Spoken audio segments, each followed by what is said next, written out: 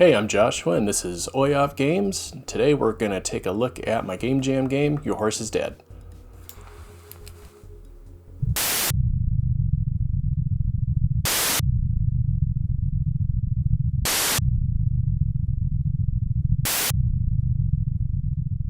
Okay, and we're back. So this is part 2 of our 2-part video about the Game Jam that I recently participated in.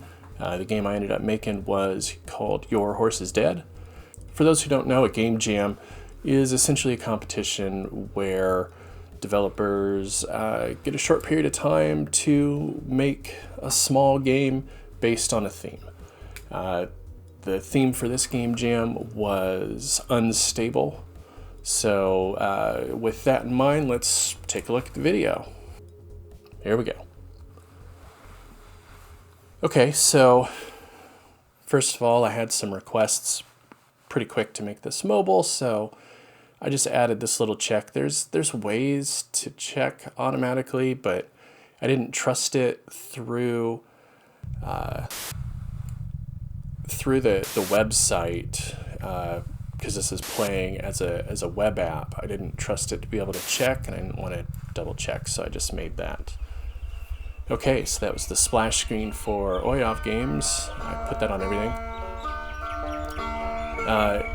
Most of the audio here is from freesounds.org. However, the banjo playing, that theme music, that I just sort of bashed that out on the banjo I have floating around. I've got a bunch of instruments here. So the idea here is unstable was the theme, so the horse basically becomes unstable, and then the game sort of goes unstable and breaks for a bit, and then we're back to here. So the banjo, I just continued to detune as I played to get stranger and stranger as it goes. And then this is just kind of a joke about unstable police, I guess, really, is all that is. I thought it was kind of funny. So, yeah, you know, the idea here is you scare the police officer and he shoots the horse on accident. It's because he's unstable. But I was really just trying to chain a bunch of this idea of unstable in different ways. So, you know, here again, the game sort of breaks. And then we kind of go into her mind, which this is my original sort of vision. Except at first I imagined it being more like arcadey with maybe like columns and things flying towards you, but I sort of settled on this, which has kind of a mist, or maybe even like Hellblade did this kind of thing, which you'll see here in a moment. But I was really shooting for just sort of like an ominous, strange vibe here, which, if you hear the audio, it's just sort of a deep rumble that intensifies as you head like towards the point that I'm trying to funnel the player towards. I had family playtest this at first, and they really sort of got lost pretty quickly and didn't have a frame of reference for where to go, so I really funneled in a bunch of trees here. That's why they're actually there, is to sort of direct the player into this funnel here. And then there's basically just a trigger on the ground, one that puts it into this mode. It stops the flashing. See, but then when you get onto the area, the flashing stops, and then if you line up just right, basically the right angle on the right spot on the ground, with a little bit of play, it pops like this. And that's actually just a bunch of basic effects that I just threw in, sort of in a line. If you were to pull out to the side, you'd see there was a bunch of them as you move away from the player, just in a straight line. I put a bunch in to sort of slow it down and break it a little bit, some more instability. And then this is just that same banjo track flipped around backwards. And then you get closer here, you get a wiggle to kind of tell you keep going. And something you can't really tell here watching, but the big image actually moves with you in weird ways that makes it sort of difficult to get to. It's hard to really get the idea without feeling it. But and then yeah, so the title reveal at the end, created by. And then I did throw in like a little bit here at the end just for vibes. So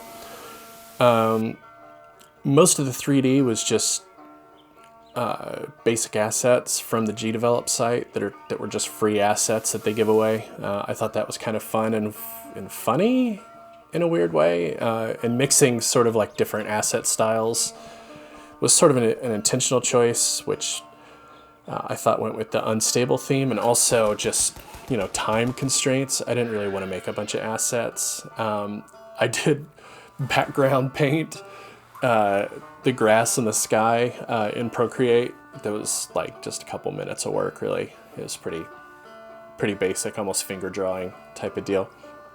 And I sort of left it that way just, again, to add more oddity to the shape of things and how things combined. All in all, I'm pretty happy with it. Obviously, it's not much of a game. It's more of just like a weird little experience. But the purpose of this for me was really to gain some experience, to try to do something in 3D, and just try to get a game or at least something out there and completed fully. It's easy to sort of languish about in development hell, I guess, where you just are constantly making the same thing without any feedback or anything, without really practicing the last parts of making a thing, right? It's like when you first start in game development, it can be sort of like if you wanted to learn to draw, but the very first thing you took on was the Sistine Chapel ceiling, right? Like, to get to the end is so far out that you don't practice the skills at the end and don't get any experience with the end part of the work, right? I mean, you'd spend forever just putting the base coat down. So, you know, a few months in, or however, I don't know, I don't paint ceilings, but, you know, after a while, you'd be really good at putting a base coat up, but you wouldn't be able to do shading yet because you just hadn't even got there. So this was a way to try to do some of the last pieces of game development, and again, just try some new things. And also know that it's not a commercial product, it's just something you're making for fun. Let me just kind of do something silly and weird and sort of get that out of my system.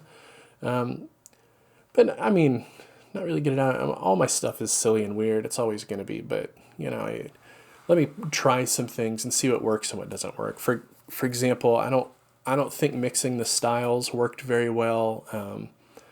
The little 8-bit girl and the horse, and it was a little strange. I think maybe just an 8-bit horse may have been better, but this was a game jam, so it didn't have to be better, right? It could just be fun. So that's really where I was with that. So let me know what you think of it. I have the link to go play it yourself if you really want to down below in the doobly-doo, so feel free to check that out. And otherwise, I'll be back next week with my real games. So come back next week and check that out. We'll be taking a look at Touchy Touch.